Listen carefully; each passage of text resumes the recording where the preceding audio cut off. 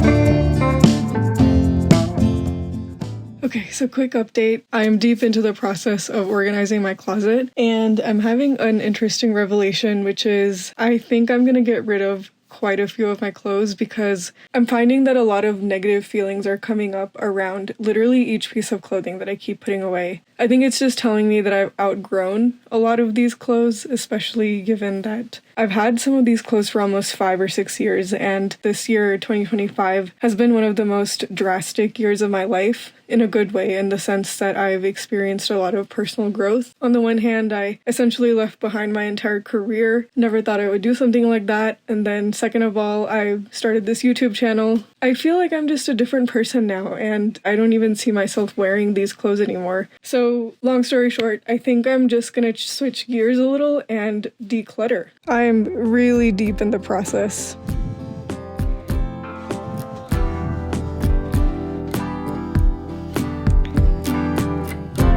So we might be here for a while.